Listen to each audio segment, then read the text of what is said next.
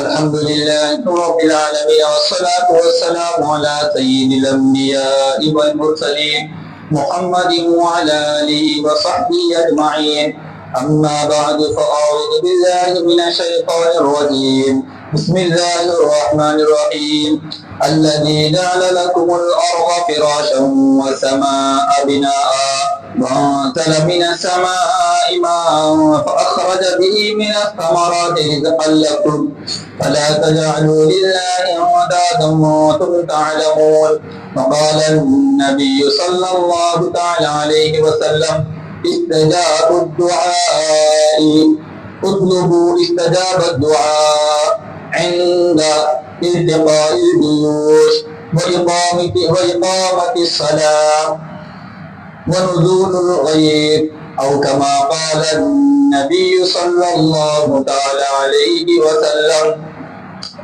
قابل صدر بزرگوں، دوستوں اور نوجوان ساتھیوں، ہم آپ کے سامنے اس بات کو اور اس مضمون کو بارہا اور ہمیشہ یہ مضمون سمجھانے کی آپ کے سامنے کوشش کرتے ہیں کہ اللہ تعالیٰ نے ہم کو جو دین، جو مذہب، جو شریعت، جو قانون، جو لا عطا فرمایا ہے یہ جامع ہے. ہمیشہ یاد رکھ، ہمیشہ یاد رکھ، اللہ نے جو دستور دیا، جو منشور دیا، جو تہذیب دی، جو اللہ تعالیٰ نے ہم کو قرآن مقدس کی شکل میں امانت عطا فرمائی ہے، یہ ہمارے زندگی گزارنے کے لیے مکمل.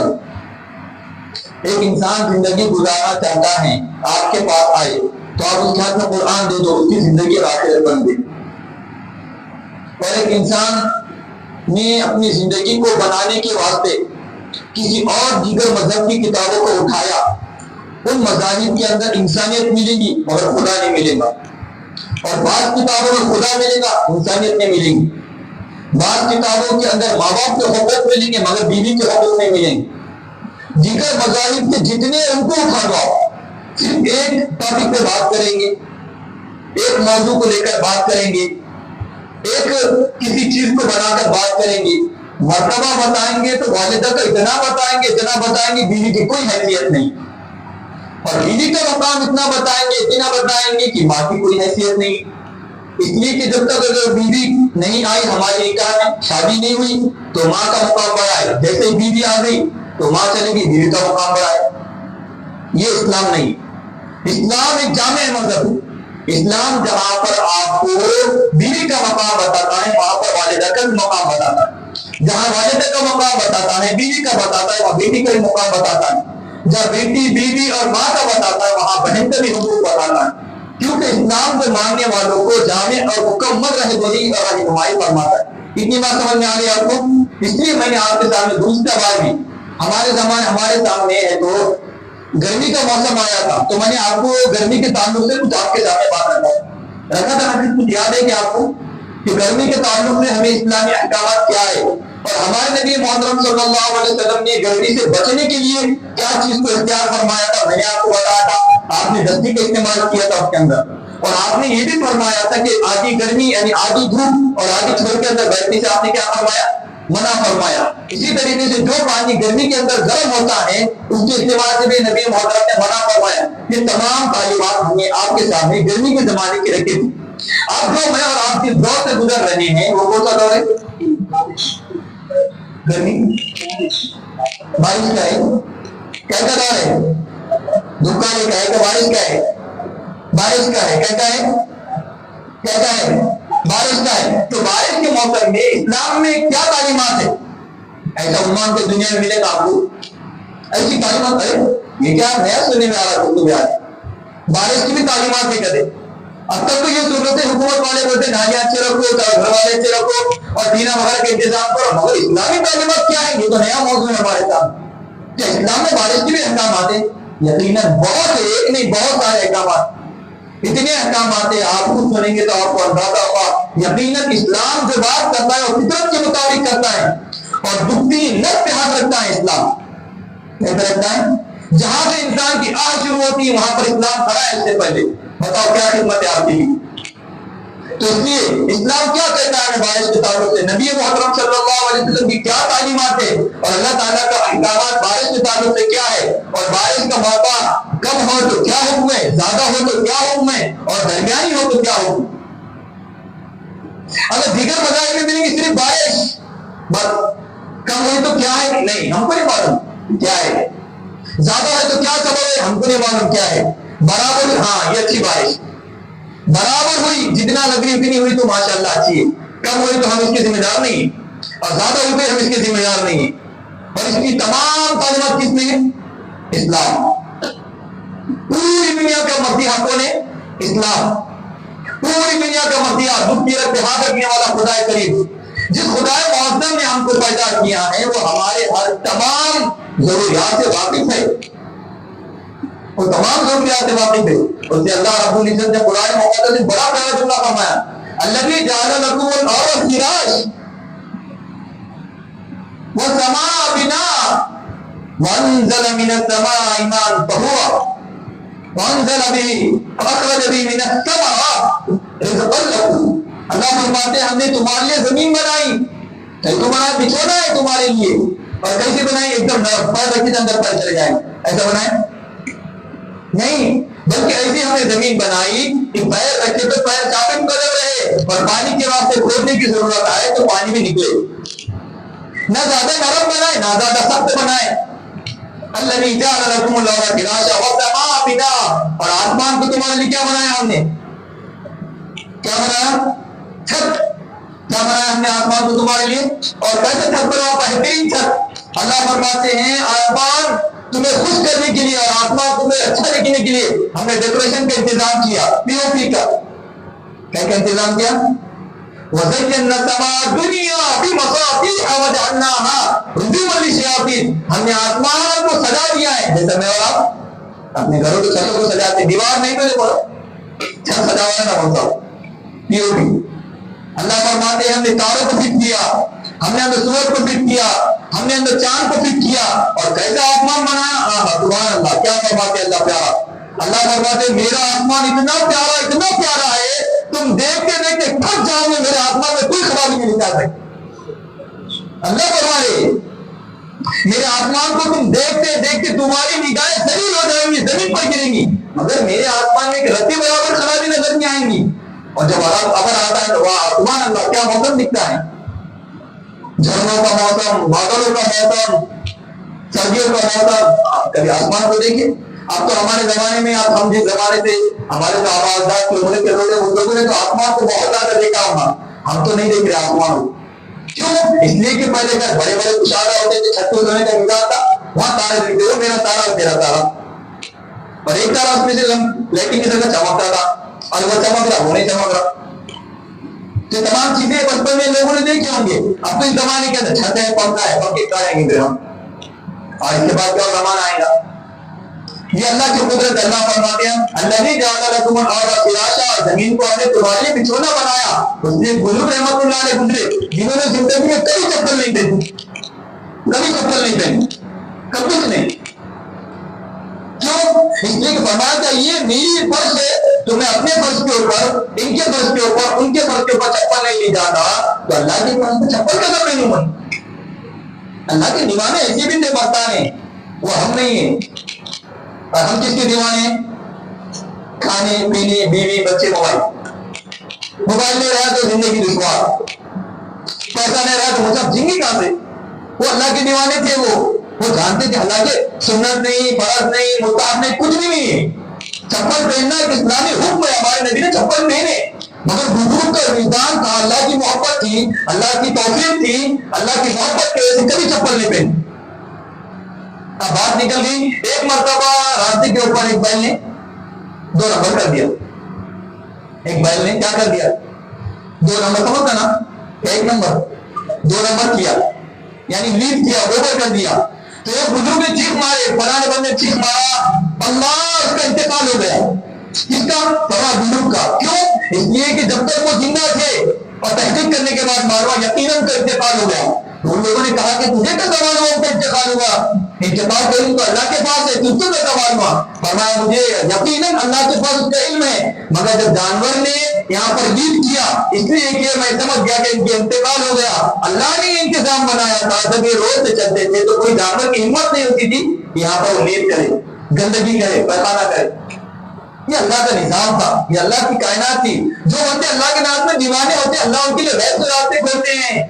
میرے راستے جو راستے بند ہو رہے ہیں اس لیے نہیں کہ اللہ کے نعوذ باللہ اللہ کے نام پسندیدہ بندے، ہر بندہ اللہ کا بندہ ہے، چاہے کوئی بھی ہو، چاہے اس کا نام کچھ بھی ہو، وہ اللہ کا ہے. کس کا ہے؟ وہ کس کا ہے؟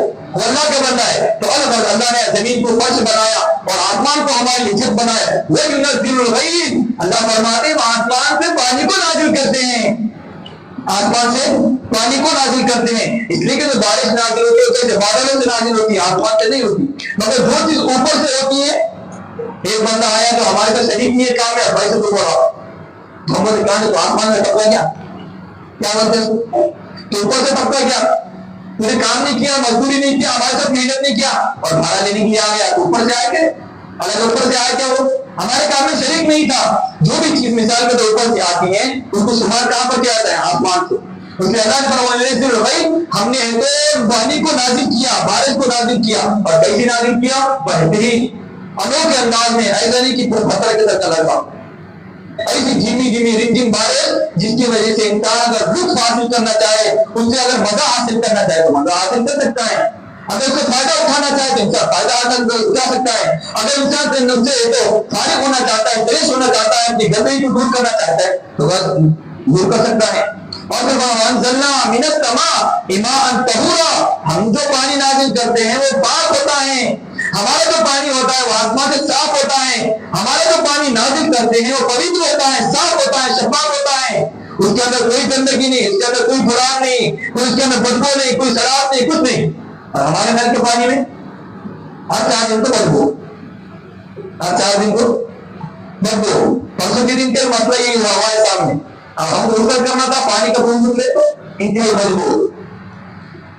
تو اللہ تعالیٰ کا جو پانی ہوتا ہے اللہ فرماتے ہیں وَأَنزَلْنَا مِنَ السَّمَاءِ مَاءً طَهُورًا، ہمارا جو پانی ہوتا ہے وہ پاک ہوتا ہے. اور کیسا ہوتا ہے؟ وہ پانی بڑا برکت والا ہوتا ہے، وہ پانی بڑا صاف اور شفاف اور برکت والا ہوتا ہے. یہ ہے اللہ رب العزت کے جو احکامات ہے بارش کے تعلق سے.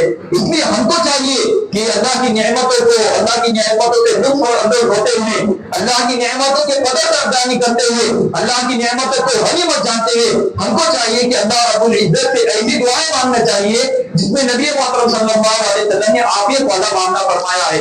اس لیے کہ بارش جو ہے وہ اللہ کی بہت بڑی نعمت ہے. اللہ نے اپنی قدرت کو سمجھانے کے لیے اور اپنی ربوبیت کو، اپنی خالقیت کو، اپنی قادریت کو سمجھانے کے لیے اللہ رب العزت نے بارش کا تذکرہ فرمایا. پھر اللہ نے فرمایا کہ ہم نے بارش ہی کے ذریعے سے پوری کائنات کے نظام کو بچھا دیا ہے. گویا کہ کائنات کا جو نظام ٹکا ہوا ہے کس کے اوپر؟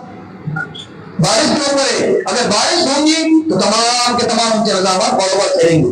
اگر بارش ہوں گی تو دنیا کا نظام برابر چلے گا. اگر بارش ہوں گی تو تمام کے نظامات کے اندر سچائی آئیں گی. اگر بارش ہوں گی تو تمام کو نفع پہنچے گا. اگر بارش آئیں گی تو تمام لوگ ان سے نفع حاصل کریں گے، چاہے وہ جاندار ہو، چاہے وہ بے جان ہو، چاہے وہ نباتات ہو، چاہے وہ انسان ہو، چاہے وہ حیوان ہو، چاہے نباتات ہو، جو بھی ہوگا تمام کے تمام اس سے حاصل کریں گے. اس لیے اللہ فرماتے ہیں ہم نے اسی بارش کے ذریعے سے تمام انسانیت کے وجود کو برقرار رکھا ہے. جب بارش کو نازل فرماتے ہیں تو اس سے تو انسان میں فائدہ اٹھاتا ہے اور جانور بھی اور نباتات بھی یہ تمام کے تمام فائدہ حاصل کرتے ہیں. اس لیے بارش کا جو نظام ہے وہ اللہ کی طرف سے ہے. اس لیے بارش کو آنے کو اللہ کی رحمت شمار کرے. وہ ينزل الغیث، اللہ تعالیٰ فرماتے ہیں بارش کو نازل فرماتے ہیں. اور پیارے نبی محترم صلی اللہ علیہ وسلم فرماتے ہیں اللہ تعالیٰ 3 وقتوں میں دعاؤں کو ضرور قبول فرماتے ہیں. کتنے وقتوں میں؟ 3 وقتوں میں اللہ تعالیٰ کو دعاؤں کو بہت زیادہ توجہ سے سنتے ہیں اور اللہ تعالیٰ اپنے بندوں کی طرف متوجہ ہوتے ہیں. پیارے محمد کریم فرماتے ہیں ایک جب جہاد کا میدان گرم ہو، ایک وہ جبکہ انسانیت کے دشمن کے ساتھ جنگ ہو، ایک وہ کہ جب اللہ کے دشمنوں کے ساتھ جنگ ہو، اللہ رب العزت ایسے گھمسان لڑائی کے وقت میں اور ایسے جنگ کے وقت میں اللہ رب العزت اپنی بندوں کی دعاؤں کو قبول فرماتے ہیں. اور کیا فرماتے ہیں اللہ کے فرماتے ہوئے اقامت الصلاۃ، جو آدمی نمازوں کو قائم کرتا ہے، نمازوں کو انتظار کرتا ہے، نمازوں کے انتظار کے وقت میں جو آدمی انتظار کے وقت میں دعائیں کرتا ہے، مثال کے طور پر جیسا میں اور آپ دعا کے انتظار میں، جیسا میں اور آپ نماز سے چند گھڑی یا چند منٹ پہلے آ جاتے ہیں، ان وقتوں میں آپ دعا کریں گے، اللہ تعالیٰ اس دعا کو قبول فرمائیں گے۔ پھر پیارے محمد فرماتے وہ ينزل الغیث، اور اللہ تعالیٰ دعا کو قبول فرماتا ہے کب؟ جبکہ آسمان سے کیا نازل ہو رہی ہو؟ بارش نازل ہو رہی ہو۔ پیارے محمد فرماتے ہیں جب آسمان سے بارش نازل ہوتی ہے تو ہم دعا کو قبول فرماتے ہیں۔ میرے عزیزوں، میرے بزرگوں، دوستوں، ہم اپنی زندگی کے اندر غور کریں، کبھی جب بارش نازل ہوئی ہم نے دعا کا اہتمام کیا؟ دعا کا اہتمام کیا؟ ہمارے پاس چائے کا انتظام ہے، ہمارے پاس کھانے کا انتظام ہے، موبائل کے استعمال کا انتظام ہے، ٹی وی کے دیکھنے کا انتظام ہے، بلکہ یہ ہے کہ جب بارش نازل ہوتی ہے تو ہم اور زیادہ گناہ کرتے ہیں۔ کیوں گناہ کرتے ہیں؟ اس لیے کہ تمام کے تمام لوگ گھروں میں ہو گئے، دکانوں میں ہو گئے، کسی چھپری کے نیچے ہو گئے، چھت کے نیچے ہو گئے، اور چھت کے نیچے ہونے کے بعد کیا ہے؟ نماز کی چھٹی، مسجد سے دور، تلاوت سے دور، قرآن سے دور، ان تمام چیزوں سے دوری اختیار کرتے میں اور آپ کی نہیں چالو کر دیتے۔ حالانکہ پیارے محمد فرماتے ہیں کہ دعائیں قبول ہوتی ہیں، پر ہمارا کیا مزاج ہے؟ اور آگے چلیے کیا فرماتے ہیں پیارے محمد کریم صلی اللہ علیہ وسلم کے زمانے میں صحابہ منبر پر خطبہ دے رہے ہیں، صحابہ کرام یا رسول اللہ بارش کے لیے دعا فرمائیں، دعا نازل نہیں ہوئی، فرمایا بارش کے لیے دعا فرمائیں، ہمارے جانور مرے چلے جا رہے ہیں، ہمارے جھاڑ اور ہماری کھیتی برباد ہو رہی ہے۔ پیارے محمد کریم صلی اللہ علیہ وسلم نے اللہ سے دعا فرمائی، صحابہ کرام فرماتے ہیں حالانکہ آسمان ایسا تھا گویا کہ آئینے کی طرح، آسمان ایسا تھا گویا کہ سفید چٹا تھا، اس کے باوجود پیارے محمد نے دعا فرمائی اور ہم لوگ صبح سے فارغ ہوئے تو ہم نے دیکھا کہ مسلسل بارش ہونے لگی، اور کتنی دیر؟ 5 منٹ 10 منٹ نہیں، بلکہ صحابہ کرام فرماتے ہیں پیارے محمد صلی اللہ علیہ وسلم نے جمعہ کو فرمایا کہ اللہ بارش کو نازل فرما، پھر دوسرا جمعہ آیا، پھر وہ صحابی آئے اور دوسرے صحابی آئے، فرمایا کہ یا رسول اللہ دعا فرمائے کہ بارش رک جائے۔ کیوں؟ اس لیے کہ گھر بھی برباد ہو گئے، کاروبار بھی برباد ہو گئے، جانور بھی برباد ہو گئے، اب دعا فرما دے یا رسول اللہ کی بارش ختم ہو جائے۔ اللہ کے نبی پاک صلی اللہ علیہ وسلم مسکرائے اور فرمایا کہ دیکھیں جب بندوں کی حقیقت کو نقل کو جب کوئی نعمت نازل نہیں ہوتی ہے تو انسان کیا ہے؟ پریشان ہو جاتا ہے، اور جب اللہ کی نعمتیں آ جاتی ہے تو پھر بھی پریشان ہو جاتا ہے۔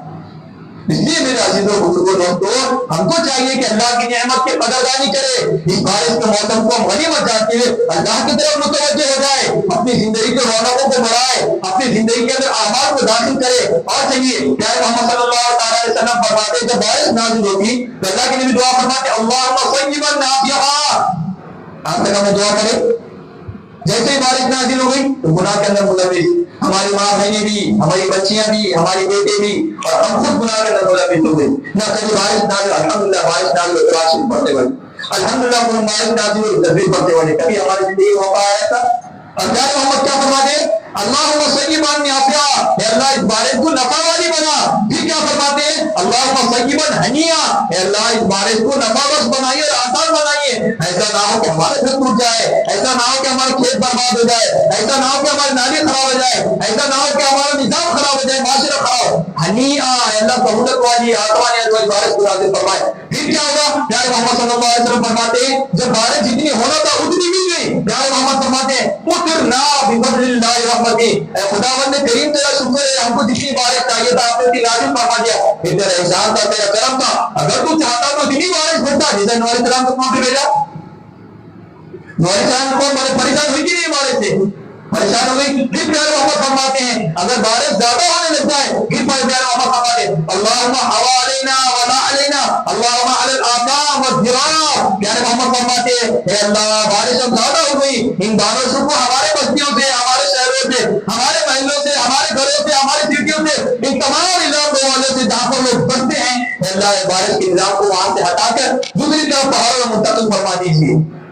یہ اسلام کی تعلیمات منور ہم کو اور پیارے محمد نے عطا فرمائی ہے کہ بارش کو کیسے طلب کرنا ہے۔ اگر بارش کو کوئی استعداد کا آپ نے اہتمام فرمایا، بارش کو طلب کرنے کا آپ نے نفع والی اور بارش کو آسان اور بارش کے ہونے کی بات کی دعا، اگر بارش زیادہ ہوگی تو اس کی دعا، ان تمام دعاؤں کو پیارے محمد کریم صلی اللہ علیہ وسلم نے فرمایا ہے۔ اور ایک پیارے نے ایک حدیث سناتا ہوں، حضرت رضی اللہ تعالیٰ فرماتی ہیں ایک مرتبہ نبی محمد صلی اللہ علیہ وسلم کے زمانے میں بارش ہوئی تو آپ صلی اللہ علیہ وسلم نے اپنے کپڑے مبارک ہٹا دیے، اپنے کپڑے مبارک سرکا دیے اور آپ نے اللہ کی رحمت کو اپنے بدن پر لیا. آپ نے اپنی رحمت کو، اللہ کی بارش کو، اللہ کی رحمت کو اپنے بدن پہ لیا.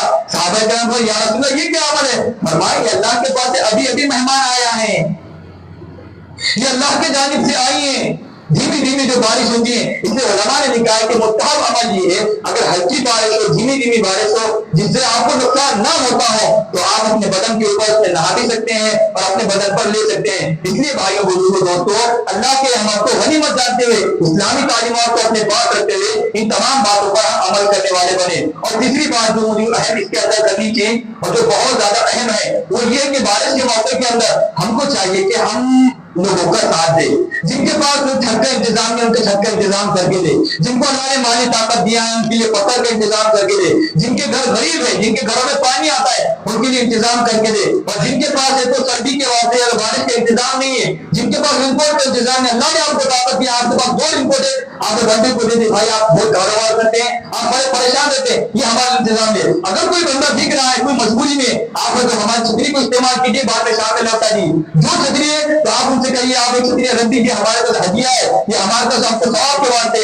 اس لیے اس کے موسم کے اندر ہم غریبوں کی بہت زیادہ خدمت کرنے والے بنے، اپنے خاندان والوں کی، اپنے بھائیوں کی، اپنے دوستوں کی، اپنے خالوں کی، پھوپھوؤں کی، جو لوگ مزدور ہیں جو غریب ہیں ان کی ہم خدمت کرنے والے بنے. اور چوتھا کام اس کے اندر یہ ہے کہ ان بارش کے موسموں کے اندر اپنے گھر کا انتظام کرے جہاں سے پانی ٹپکتا ہے. ہم تو دن بھر باہر رہتے ہیں، ہماری مستورات پریشان ہوتی ہیں، ان کا انتظام کر کے دے. اور اسی طریقے کرنٹ کا انتظام ہے تو کرنٹ کا مکمل انتظام کرے، چھتری کا انتظام کرے، چھت کا انتظام کرے، کیونکہ ہمارے گھروں پر نقصان آئے گا اس سے ہمارا بھی نقصان ہوگا، آپ کا نقصان ہوگا. اور پانچویں بات یہ ہے کہ ان موقعوں کے اندر اگر گھومنے جانا ہے، پھرنے جانا ہے اور اسی طریقے سے برسات کے موقعوں کا لطف اور اس سے لطف اندوز ہونا ہے، ان تمام موقعوں پر اگر جانا ہے گھومنے کو تو احتیاط سے استعمال کرے. ایسا نہ ہو کہ بارش میں ہم گھومنے کے لیے نکلے، سیر کے لیے نکلے، تفریح کے لیے نکلے اور ایک وہاں پر نکلے، جھیل کے پاس چلے گئے، جھرنوں کے پاس چلے گئے، کنار کے پاس چلے گئے، تالاب کے پاس چلے گئے، بوڑی کے پاس چلے گئے، پناہ کے پاس چلے گئے. جن کو تیرنا نہیں آتا وہ لوگ حادثے کا شکار ہو گئے. ایک نے ہزاروں واقعات ایسے جس میں ہمارے مسلمان نہیں شہید تھے.